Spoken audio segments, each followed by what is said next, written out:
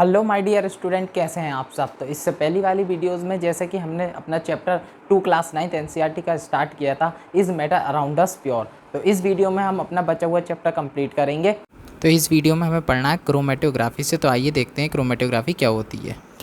देखिए, क्रोमेटोग्राफी क्या होता है। In this process different component of a mixture are separated due to their differential movement in a stationary solvent.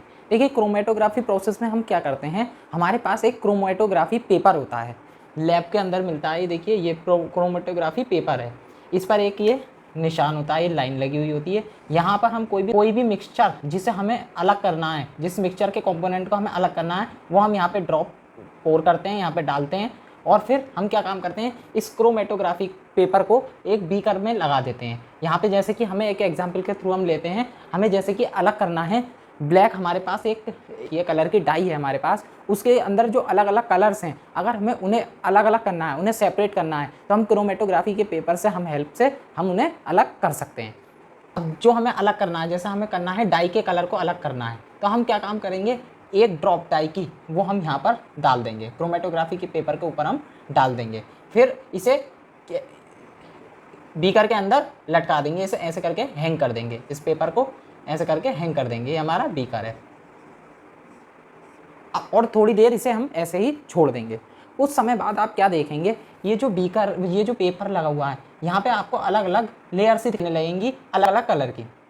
जैसे कि हमारा सबसे पहले आएगा हमारा ब्लू कलर, क्योंकि देखिए ब्लैक कलर में भी कई सारे कलर होते हैं। हमारा ब्लू कलर होता है, रेड कलर होता है, येलो कलर होता है, और भी कई सारे कलर से मिलके हमारा ब्लैक कलर बनता है। तो वो अलग अलग कलर आपको यहाँ पे शो होने लगेंगे। जैसे सबसे पहले आपको ब्लू दिखेगा, फिर उसके बाद आपको रेड कलर दिखेगा, सबसे ऊपर आपको येलो कलर दिखेगा। तो ये अलग अलग कलर अलग होने लगेंगे इस डाई से, इस डाई से, ब्लैक डाई से। तो क्रोमेटोग्राफी पेपर में ऐसा क्या होता है, ये क्या होता है, हमारा अलग अलग कलर की, अलग अलग कंपोनेंट की जो मोबिलिटी है वो अलग होती है। मोबिलिटी मतलब होता है फैलना और उसे चलना, कितनी दूर तक कोई चीज़ फैलेगी, कितनी दूर तक वो ट्रैवल करेगी, ये मोबिलिटी कहलाती है। तो अलग अलग कलर की अलग अलग मोबिलिटी होती है। उसी वजह से जो येलो कलर है हमारा, वो दूर तक ट्रैवल करके ऊंचाई तक ऊंचा पहुंच गया, और जो रेड कलर है उससे नीचे हमारा ब्लू, और ऐसे ही अलग कलर अलग अलग हाइट तक पहुंचेंगे। क्योंकि ये क्रोमेटोग्राफी जो पेपर होता है, ये कलर को एब्जॉर्ब करने लगता है ऊपर की तरफ, ऊपर डायरेक्शन में मूवमेंट होने लगता है कलरों का। तो इस टेक्निक से हमने एक डाई में से कई सारे कलरों को अलग कर लिए। दूसरा यूज इसका हम कहाँ करते हैं, use to separate drugs from blood. देखिए, बहुत मेन इसका यूज होता है, हमें अगर किसी के ब्लड में से पता करना है कि ब्लड में ड्रग्स की मात्रा है या नहीं है, तो हम क्या काम करते हैं, ब्लड के सैंपल को यहाँ पर, ब्लड को हमारे यहाँ पर लगा देते हैं, फिर ब्लड को हम बिल्कुल सेम टेक्निक से लटका देते हैं बीकर के अंदर। इससे क्या होता है, हमारा जो ब्लड के अंदर जो ड्रग्स है, ड्रग्स बहुत दूर तक ऊपर तक चढ़ जाता है पेपर के अंदर, और इतनी दूर तक जो ड्रग्स हमारा चलता है, हम पहचान जाते हैं ये ड्रग्स ही इतनी ऊपर तक पहुंच सकता है। और जब ब्लड में ड्रग्स होता है हमारा, वो पेपर के ऊपर आ जाता है, एक निश्चित हाइट तक पहुंच जाता है, हमें पता लग जाता है कि ये कंपोनेंट हमारा ड्रग्स है। तो क्रोमेटोग्राफी पेपर से हम ड्रग्स का पता कर लेते हैं कि ब्लड के अंदर ड्रग्स पाया जाता है या नहीं है, प्रेजेंस है ड्रग्स या नहीं है। हमें नेक्स्ट क्या पढ़ना है, हमारा डिस्टिलेशन। डिस्टिलेशन प्रोसेस क्या होता है ये समझते हैं सबसे पहले। इन दिस प्रोसेस मिक्सचर ऑफ 2 और मोर मिजिबल, यहाँ पे मिजिबल मतलब क्या होता है, एक आपने पढ़ा था इमिजिबल। इमिजिबल मतलब होता है ऐसे दो लिक्विड जो आपस में मिक्स ना होते हों। मिजिबल मतलब होता है ऐसे दो लिक्विड जो आपस में मिक्स हो जाते हैं। तो डिस्टिलेशन के थ्रू हम ऐसे दो मिजिबल लिक्विड को अलग कर सकते हैं जिनका बॉइलिंग पॉइंट में बहुत डिफरेंस हो, जिनके बॉइलिंग पॉइंट में बहुत डिफरेंस हो। हम ऐसे दो मिजिबल लिक्विड को डिस्टिलेशन के प्रोसेस से हम अलग कर सकते हैं। एग्जाम्पल में हम लेंगे क्या, एसीटोन और हमारा वाटर। हमारा वाटर और एसीटोन का जो मिक्सचर होता है, एसीटोन होता है हमारा CH3COCH3, ये हमारा एसीटोन है, और वाटर हमारा H2O होता है। देखिए, एसीटोन का बॉइलिंग पॉइंट होता है 56 डिग्री सेल्सियस, और वाटर का हमारा टेम्परेचर बॉइलिंग पॉइंट होता है 100 डिग्री सेल्सियस। देखिए, इनके बॉइलिंग पॉइंट में डिफरेंस है, और साथ ही साथ ये क्या है, मिजिबल लिक्विड हैं। तो हम इसे डिस्टिलेशन के प्रोसेस से अलग अलग कर सकते हैं, एसीटोन को और वाटर को अलग अलग कर सकते हैं। इसके लिए हमारा ये डायग्राम से हम समझते हैं कि ये प्रोसेस कैसे काम करता है। देखिए, ये हमारा एक फ्लास्क है, गिलास की फ्लास्क है, और इसके नीचे हमने बर्नर लगा रखा है, बर्नर लगा रखा है, और इसके अंदर हमारा क्या है, एसीटोन और वाटर का मिक्सचर है, ये हमने इसके अंदर फिल कर रखा है। ये हमारा गिलास की ट्यूब है, ऊपर हमारा ये थर्मामीटर अटैच हुआ है गिलास की ट्यूब से, ये भी हमारी गिलास की ट्यूब है, और ये हमारा कंडेंसर लगा हुआ है। कंडेंसर में क्या काम हो रहा है, यहाँ से हमारा कोल्ड वाटर जा रहा है, और यहाँ से कोल्ड वाटर जो है निकल रहा है, और ये हमारा बीकर है। अब देखिए क्या होगा इसके अंदर, जैसे ही हमारा ये मिक्सचर एसीटोन और वाटर का मिक्सचर गर्म होगा तो हमारा ये भाप बनना चालू होगा। सबसे पहले हमारा भाप कौन सी चीज़ बनेगी, वो हमारा एसीटोन बनेगा, क्योंकि एसीटोन हमारा 56 डिग्री सेल्सियस पे ही बॉइलिंग पॉइंट हो जाता है। बॉइलिंग पॉइंट होता है इसका 56 डिग्री सेल्सियस, ये जल्दी भाप बन करके उड़ना चालू कर देगा। तो हम इसे लगभग 56 to 60 डिग्री सेल्सियस तक ही हीट करेंगे बर्नर से। तो क्या होगा, हमारा जो एसीटोन है वो भाप बन करके उड़ने लगेगा, और ये इस फनल के ओपन पॉइंट से अंदर जाएगा। ऊपर जाने के बाद ये इसके अंदर ऐसे करके मूव कर जाएगा, और क्योंकि हमारा यहाँ सराउंडिंग में ये जो ट्यूब लगी हुई है कंडेंसर, यहाँ पे क्या होगा, ये इस जो वेपर है इसे क्या कर देगा, कंडेंस कर देगा, क्योंकि यहाँ पे कोल्ड वाटर जा रहा है, यहाँ से कोल्ड वाटर की एंट्री हो रही है। कोल्ड वाटर प्रोवाइड क्या करेगा, इसको ठंडक प्रोवाइड करेगा, और ये जो भाप है ये कंडेंस हो जाएंगे इनके पार्टिकल, और ये किस में कन्वर्ट हो जाएंगे, लिक्विड ड्रॉप्स में कन्वर्ट हो जाएंगे, ये लिक्विड ड्रॉप्स में, और धीरे धीरे करके फिर ये लिक्विड ड्रॉप्स यहाँ से जाएंगी ऐसे करके, और ये हमारा एक बीकर में गिर के यहाँ हम इसे कलेक्ट कर लेंगे। तो हमारा ये डिस्टिलेशन प्रोसेस से क्या हुआ, हमारा एसीटोन अलग हो गया, और इसके अंदर जो बचा है वो क्या बचा है, हमारा वाटर। तो एसीटोन और वाटर को हमने डिस्टिलेशन प्रोसेस से अलग अलग कर लिया, क्योंकि इनका टेम्परेचर डिफरेंस बहुत था, इसलिए हम इन्हें अलग अलग कर लिया। देखिए जो अगला हम टॉपिक करेंगे, फ्रैक्शनल डिस्टिलेशन। फ्रैक्शनल डिस्टिलेशन समझते हैं। फ्रैक्शनल डिस्टिलेशन हमारा बिल्कुल डिस्टिलेशन की प्रोसेस की तरह होता है, बस इसमें छोटा सा डिफरेंस होता है। फ्रैक्शनल डिस्टिलेशन में भी हम दो मिजिबल लिक्विड को ही अलग करते हैं, लेकिन डिस्टिलेशन में हम ऐसे दो लिक्विड को अलग करते हैं जिसका बॉइलिंग पॉइंट में बहुत सारे डिफरेंस है। जैसे एसीटोन में 56 था और यहाँ 100 था वाटर का, लेकिन फ्रैक्शनल डिस्टिलेशन में हम ऐसे दो मिजिबल लिक्विड को अलग करते हैं जिसमें जो हमारा बॉइलिंग पॉइंट का डिफरेंस है वो बहुत कम होता है। एग्जाम्पल और एप्लीकेशन इसकी देखें, ये कहाँ यूज़ होता है, तो देखिए केरोसिन, ऑयल, पेट्रोल, डीजल को अलग करते हैं हम क्रूड ऑयल में से।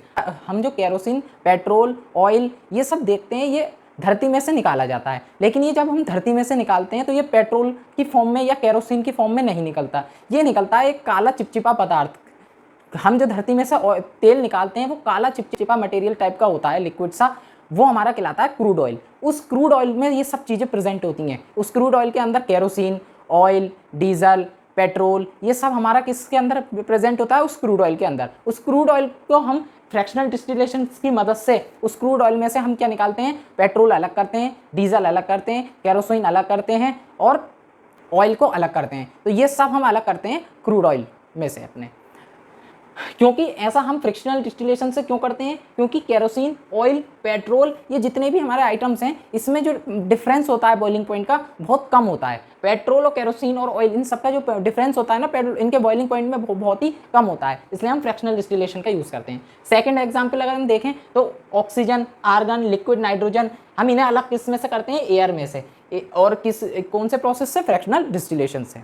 समझ लेते हैं आप फ्रैक्शनल डिस्टिलेशन काम कैसे करता है। तो देखिए जो हमारा डिस्टिलेशन का प्रोसेस था सेम वैसे ही फ्रैक्शनल डिस्टिलेशन का प्रोसेस है, बस फ़र्क इतना यहाँ पे ये है कि ये जो इसका पार्ट है ना, यहाँ ये जो पार्ट है यहाँ पे शीशे की बॉल्स टाइप की होती हैं। यहाँ पे शीशे की क्या होती हैं, बॉल टाइप की होती हैं। जो भाप बन करके हमारी चीज़ उड़ती है वो पहले शीशे की बॉल से टकराती है, उसके बाद यहाँ पर आगे मूव करती है।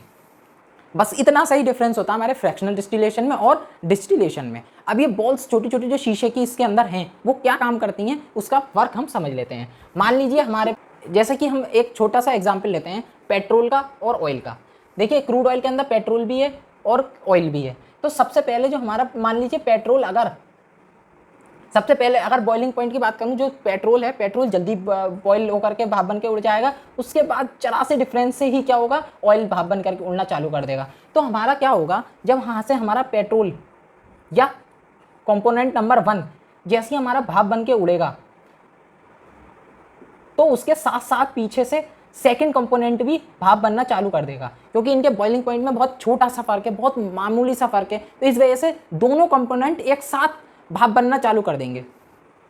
अब जैसे ही हमारा सेकंड कंपोनेंट भी भाप बन करके उड़ेगा तो क्या होगा, ये जो गिलास बॉल्स हैं ये क्या करेंगे, सेकंड वाले को ठंडक प्रोवाइड कर देंगी, टेम्परेचर उसका कूल डाउन कर देंगी। इसकी वजह से ये यहीं कंडेंस होकर के वापस से नीचे गिर जाएगा। जो हमारा सेकंड कंपोनेंट है वो वापस से नीचे इसके अंदर वापसी गिर जाएगा, और जो पहला वाला है वो इजीली निकल जाएगा, भाप बन के उड़ जाएगा, और सेकंड वाला दोबारा ठंडा होकर इसमें वापसी गिर जाएगा। ऐसे ही कर करके हम अलग अलग कंपोनेंट हमारे अलग कर लेंगे, निकाल लेंगे अलग अलग बीकर में। तो इस फ्रैक्शनल डिस्टिलेशन की मदद से हम क्रूड ऑयल में से पेट्रोल वगैरह ये सब चीज़ें हम अलग कर लेते हैं आसानी से। अब हम समझते हैं कि अगले क्रिस्टलाइजेशन क्या होता है। देखिए क्रिस्टलाइजेशन में क्या होता है, in this process impure mixture first dissolve in suitable solvent then crystallization one component. इस प्रोसेस में देखिए क्रिस्टलाइजेशन में हम क्या करते हैं, सबसे पहले जो हमें कंपोनेंट अलग करना है उसे हम डिज़ोल्व करते हैं। हम उसे क्या करते हैं, डिज़ोल्व करते हैं किसी सॉल्वेंट में, किसी एक सॉल्वेंट में हम अपने सॉल्यूट को या मिक्सचर को डिज़ोल्व करते हैं जिसको हमें प्योर करना है, और उसके बाद क्या करते हैं, हम उसका क्रिस्टलाइजेशन करते हैं, उसे क्रिस्टल फॉर्म में ले आते हैं। वो क्या होता है, फिर हमारा सॉल्वेंट में से सॉल्यूट क्रिस्टल की फॉर्म में आ जाता है और हमारा इम्प्योर से प्योर हो जाता है, कंपोनेंट अलग हो जाता है। जैसे कि हम इसका एक एग्जांपल लेते हैं। सब देखिए हम क्या करते हैं, एक बीकर लेंगे, बीकर लेते हैं, बीकर में क्या काम करते हैं, हमारा सॉल्ट।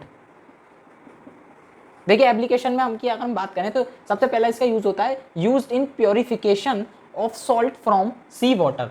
हमारे जो समुद्र में से पानी समुद्र के पानी में से जो नमक मिलती है उसको हम प्योरीफाई कर पाते हैं किसकी मदद से, क्रिस्टलाइजेशन की मदद से। हम क्या करते हैं, सबसे पहले बीकर के अंदर हम सॉल्ट डालते हैं, उसको सॉल्ट डालते हैं हम बीकर के अंदर जो हमें समुद्र में से मिली है, उसके अंदर हम पानी डालते हैं, और हमने क्या, जैसे कि हमारी डेफिनेशन बता रही है कि हमने पहले डिज़ोल्व किया अपने सुटेबल सॉल्यूट को, हमने डिज़ोल्व किया सॉल्वेंट के अंदर, हमने वाटर के अंदर किसे डिज़ोल्व किया, हमारे सॉल्ट को। डिज़ोल्व करने के बाद अब हम क्या काम करेंगे, बर्नर लगा दिया इसके नीचे, बर्नर से हम क्या करेंगे, इसे स्लोली हीट प्रोवाइड करेंगे, मतलब कि इसे हम धीरे धीरे गर्म करेंगे। अब जैसे जैसे ये गर्म होगा इसकी जो सॉल्युबिलिटी है वो इंक्रीज़ हो जाएगी, अपनी और ज़्यादा सॉल्ट को ऐड कर पाएंगे। तो हमने क्या किया, और ज़्यादा सॉल्ट इसके अंदर ऐड करते गए, बहुत सारी सॉल्ट इसके अंदर हमने ऐड कर दी। अब हम क्या करेंगे, इसे धीरे धीरे बर्नर को बंद कर देंगे और स्लोली इसे क्या करेंगे, कूल करना चालू करेंगे, कूल कर देंगे। अब हमें ये बात पता है, जैसे कि हम सैचुरेटेड सॉल्यूशन को जब हम कूल करते हैं तो कूल करने से क्या होता है, हमारे जो क्रिस्टल फॉर्म हो जाते हैं, हमारा जो सॉल्यूट है वो दिखने लगता है, सॉल्यूट हमारा क्रिस्टल फॉर्म में बन जाता है, क्रिस्टल बनने लगता है। तो जैसे हम धीरे धीरे इसे ठंडा करेंगे, हमारी जो नमक है वो हमारी क्रिस्टल फॉर्म में आ जाएगी और हमारे क्या होगा, क्रिस्टल बन जाएंगे। हम क्या काम करेंगे, एक फर्न लेंगे, फर्न मतलब होता है पंख टाइप का, और उसे इसके अंदर डालेंगे। तो फर्न क्या होगा, हल्का ठंडा होगा वो भी, और जैसे ही हम इसके अंदर डालेंगे तो उसके जो क्रिस्टल हैं वो हमारे फर्न पर जमा हो जाएंगे, पंख पर जमा हो जाएंगे। तो ये क्या होगा, सॉल्ट वाटर का क्रिस्टलाइजेशन हो जाएगा, हमें क्रिस्टल मिल जाएंगे। तो ये हमारा प्योर सॉल्ट, हमने प्योर सॉल्ट अलग कर ली, किसमें से, उसका प्योरीफिकेशन कर दिया, सॉल्ट का हमने प्योरीफिकेशन कर दिया। तो क्रिस्टलाइजेशन यूज होता है प्योरीफिकेशन ऑफ सॉल्ट के लिए।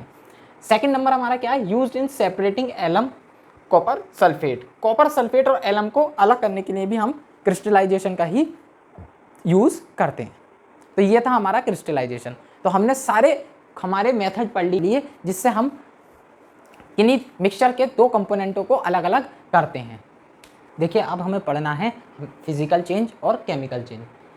फिजिकल चेंज क्या होते हैं और केमिकल चेंज क्या होते हैं, ये अब हमें समझना है। देखिए सबसे पहले अगर हम डिफ्रेंशिएशन की बात करूं फिजिकल चेंज और केमिकल चेंज में, तो सबसे पहला जो पॉइंट हमारा आता है फिजिकल चेंज में, this change is temporary and reversible. ये जो हमारे फिजिकल चेंज होते हैं ये टेम्पररी होते हैं और हम इसे रिवर्स कर सकते हैं, रिवर्सिबल नेचर के होते हैं। जबकि हमारे केमिकल चेंजेस ये हमारे क्या होते हैं, परमानेंट होते हैं और इरिवर्सिबल होते हैं, मतलब कि हम इसे वापस से रिवर्स नहीं कर सकते।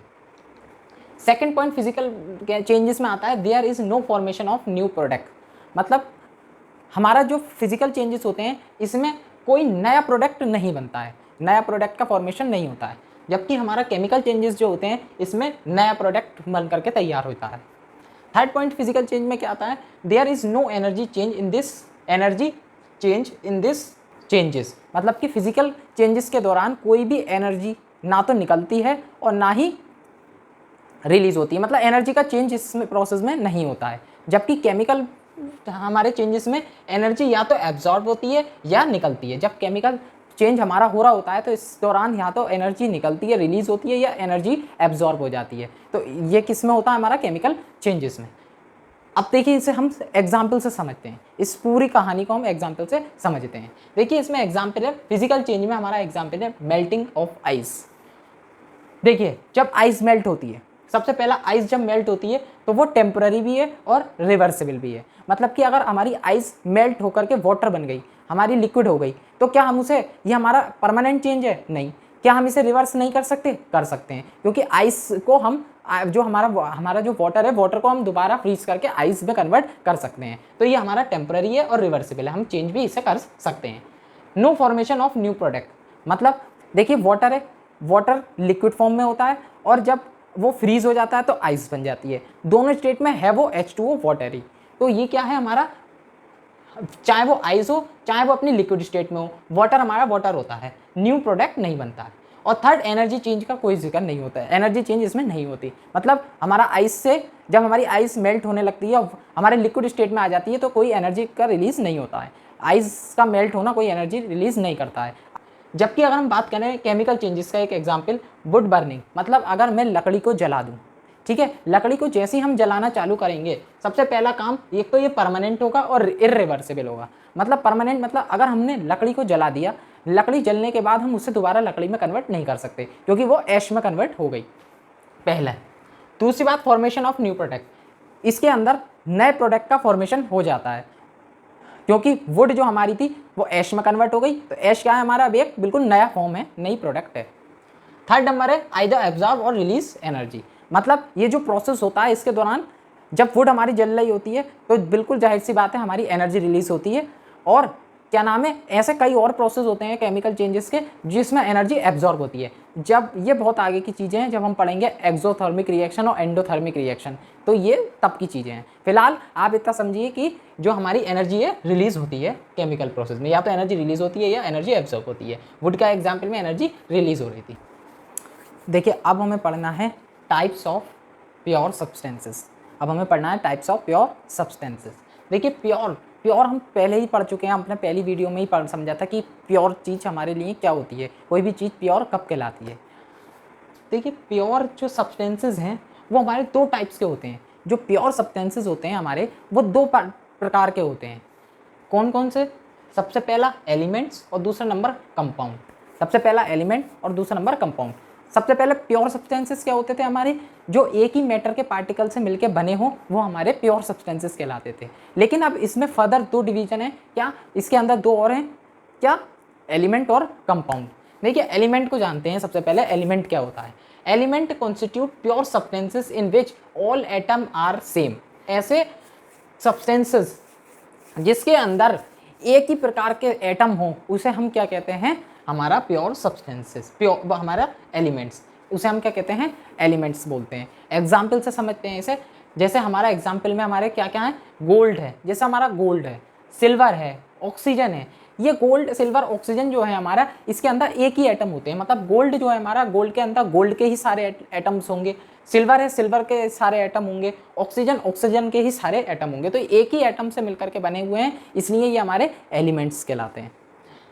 देखिए एलिमेंट्स के टाइप्स कितने होते हैं, 3 टाइप्स होते हैं। एलिमेंट्स में हमें आता है सबसे पहला मेटल, नॉन मेटल और मेटोलॉइड्स। अब हम एक एक करके जानेंगे मेटल्स क्या होते हैं, नॉन मेटल्स क्या होते हैं और मेटोलॉइड्स क्या होते हैं। इनकी प्रॉपर्टीज़ को हम देखेंगे। ये सब किसके टाइप्स हैं, एलिमेंट्स के टाइप हैं। कंपाउंड हम इसके बाद पढ़ेंगे। तो अब हम समझते हैं मेटल, नॉन मेटल और हमारे मेटोलॉइड्स को। बात करते हैं सबसे पहले मेटल की। मेटल में हमारे पास सबसे पहले क्या होता है, मेटल्स जितने भी हमारे होते हैं उसके अंदर एक प्रॉपर्टी होती है कि वो क्या शो करते हैं, लस्ट्रस होते हैं। वो क्या होते हैं, लस्ट्रस होते हैं। लस्ट्रस मतलब होता है शाइनपन। उनके अंदर जो होता है शाइनी सरफेस होता है, शाइन, देखने में शाइन करते हैं, वो चमकते हैं।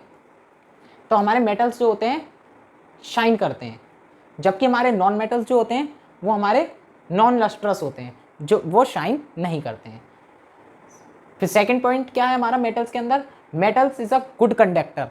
ये क्या करते हैं, हीट और इलेक्ट्रिसिटी को पास करते हैं अपने अंदर से, ये गुड कंडक्टर होते हैं। जो भी चीज़ इलेक्ट्रिसिटी और हीट को अपने अंदर से पास होने देती है उसे हम क्या कहते हैं, गुड कंडक्टर्स। तो metals are good conductor of heat and electricity. Heat and electricity इसके अंदर से पास हो सकती है। इसी वजह से हमारे जो इलेक्ट्रिक वायर्स होते हैं वो हमारे मेटल्स के होते हैं। जैसे हमारा कॉपर वायर होते हैं, वो हमारे कॉपर के क्यों होते हैं, क्योंकि कॉपर जो एक मेटल है और मेटल गुड कंडक्टर होते हैं। जबकि हमारा नॉन मेटल की अगर हम बात करें तो दे आर बैड कंडक्टर। ये इलेक्ट्रिसिटी और हीट के बैड कंडक्टर होते हैं, ये कंडक्ट नहीं करते ना हीट को ना इलेक्ट्रिसिटी को। थर्ड पॉइंट की बात करें तो मेटल्स जो हमारे होते हैं वो डक्टाइल होते हैं। डक्टाइल मतलब होता है can be drawn into wires. हम मेटल्स जो होते हैं, हम मेटल्स के हम तार बना सकते हैं, हम उसे तार बना सकते हैं। जैसे हमारे सिल्वर वायर्स होते हैं, कॉपर वायर होते हैं, तो हम क्या करते हैं, उनके तार में हम कन्वर्ट कर सकते हैं उन्हें। जबकि हमारे नॉन मेटल्स होते हैं वो नॉन डक्टाइल होते हैं, उसके हम तार नहीं बना सकते, वो नॉन डक्टाइल होते हैं। अगला पॉइंट हमारा मेटल्स में क्या है, मेलिएबल, थिन शीट। मतलब क्या होता है, थिन शीट। हम मेटल्स को हम मेटल को पीट के उसकी थिन शीट में कन्वर्ट कर सकते हैं, पतली चादर, थिन शीट बना सकते हैं मेटल को पीट के। आपने आयरन शीट देखी भी होगी, जो लोहे की चादर होती है, आयरन शीट होती है। लेकिन नॉन मेटल में बात करें हम, तो हम इसे थिन शीट में कन्वर्ट नहीं कर सकते। अगला पॉइंट मेटल क्या है, ये सोनोरस होते हैं। सोनोरस मतलब जो साउंड को प्रोड्यूस करें, मतलब कि अगर हम उस पर कोई चीज मेटल पर हिट करेंगे किसी चीज़ से तो वो साउंड क्रिएट करेगा, तो इसे क्या कहते हैं, सोनोरस। जबकि नॉन मेटल जो होते हैं हमारे, वो नॉन सोनोरस होते हैं। नॉन सोनोरस मतलब इसमें हम बीट करने पर इसे हम कोई चीज़ हमें इसे अगर हम मारेंगे इसे, तो ये साउंड को क्रिएट नहीं करेगा, साउंड को प्रोड्यूस नहीं करेगा, तो ये नॉन सोनोरस होते हैं। तो सोनोरस और नॉन सोनोरस। एग्जाम्पल की अगर बात करें, मेटल में हमारे पास आते हैं गोल्ड, आयरन, सिल्वर, कॉपर। ये सब किसके एग्जाम्पल हैं, हमारे मेटल के एग्जाम्पल हैं। नॉन मेटल हमारे कोल, ऑक्सीजन, ये क्या है, हमारे नॉन मेटल के एग्जाम्पल है। अगर हम बात करें मेटोलॉइड्स की हमारे, तो देखिए मेटोलॉइड्स क्या होते हैं, हमारे कुछ प्रॉपर्टी इनके पास मेटल की होती हैं और कुछ प्रॉपर्टी इनके पास नॉन मेटल की होती हैं। तो ये दोनों का मिक्सचर होते हैं, एक तरीके से दोनों का मिक्सचर होते हैं, ये हमारे मेटोलॉइड्स हमारे होते हैं। एग्जाम्पल की अगर बात करें हम, सिलिकॉन, बोरॉन, जर्मेनियम, ये किसके एग्जाम्पल है, हमारे ये मेटोलॉइड्स। देखिए अब एलिमेंट समझने के बाद हम समझते हैं कंपाउंड क्या होते हैं। देखिए कंपाउंड क्या होते हैं, टू और more elements combined chemically in a definite ratio two form a new substance, उसे ही हम क्या कहते हैं, कंपाउंड बोलते हैं। जब दो या दो से ज़्यादा एलिमेंट्स क्या होता है वो अभी हमने पढ़ा, एलिमेंट्स कंबाइन होते हैं केमिकल प्रोसेस के through, chemically in a definite ratio, fixed ratio में, डेफिनेट रेशियो में, और कुछ नया प्रोडक्ट बन करके नया सब्सटेंस बनता है हमारा, उसे ही हम क्या कहते हैं, कंपाउंड बोलते हैं। Substance can not be separated by physical method. और जो कंपाउंड के हमारे सब्सटेंस होते हैं ना, उसे हम फिजिकल मेथड से अलग नहीं कर सकते। एग्जाम्पल से हम इसे समझते हैं। देखिए हाइड्रोजन और oxygen react to form water. Hydrogen और ऑक्सीजन आपस में रिएक्ट करती हैं और रिएक्ट करने से क्या बनता है, हमारा वाटर बनता है। हाइड्रोजन हमारा H होता है 2 और O प्लस होके क्या बनता है, H2O। यही हमारा क्या होता है, वाटर। देखिए सबसे पहला हमारा एलिमेंट है H2 हाइड्रोजन, दूसरा एलिमेंट है हमारा O ऑक्सीजन। किसी फिक्स डेफिनेट रेशियो में देखिए रिएक्ट कर रहा है, जहाँ पर हमारे पास 2 तो ये हाइड्रोजन है और 1 ऑक्सीजन है। डेफिनेट क्या है, हमारा रेशियो है, इसमें रिएक्ट कर रहा है और एक नया हमें सब्सटेंस भी मिल रहा है, तो इससे क्या कहते हैं, हम कंपाउंड बोलते हैं। तो H2O क्या हुआ, हमारा कंपाउंड। H2O क्या हो गया, हमारा एक एग्जाम्पल हो गया किसका, कंपाउंड का, क्योंकि इसमें केमिकली मेथड हो रहा है, केमिकली ये रिएक्ट भी कर रहे हैं, 2 सब्सटेंस भी हैं जिस डेफिनेट हमारा रेशियो भी है और नया सब्सटेंस बना है, तो इसे हम क्या कहते हैं, H2O हमारा वाटर है, कंपाउंड है। तो ये था हमारा कंपाउंड। अब इस चैप्टर में हमने जितनी भी इंपॉर्टेंट टर्म थी, जितना भी हमारा सब कुछ पढ़ने का था इस चैप्टर में हमने कवर कर लिया। अब प्लीज़ मैं आपसे ये रिक्वेस्ट करता हूँ कि आप इस चैप्टर को NCERT से एक बार ज़रूर पढ़ लें, और अगर कोई क्वेरी हो आपकी तो प्लीज़ मुझे कमेंट बॉक्स में कमेंट करके बताएं, जिससे मैं उस क्वेरी को सॉल्व करने की कोशिश करूँगा। और साथ ही साथ अगर ये लेक्चर आपको समझ में आया हो, चैप्टर आपको समझ में आया हो, तो मेरी वीडियो को लाइक, शेयर, सब्सक्राइब ज़रूर कर दें, और साथ ही साथ बेल आइकन को प्रेस करके नोटिफिकेशन ऑन कर लें, जिससे मेरे आने वाली वीडियोस के नोटिफिकेशन आपको मिलते रहें। तो आई होप ये चैप्टर आपको बहुत अच्छे से क्लियर हो गया होगा और आपके सब कुछ समझ में आ गया होगा, और एनसीईआरटी से पढ़ने के बाद आपको और ज़्यादा क्लियरिटी आ जाएगी और आप एग्ज़ाम में बहुत अच्छा प्रदर्शन करेंगे और स्कोर करेंगे। तो जब तक के लिए बाय बाय, थैंक यू।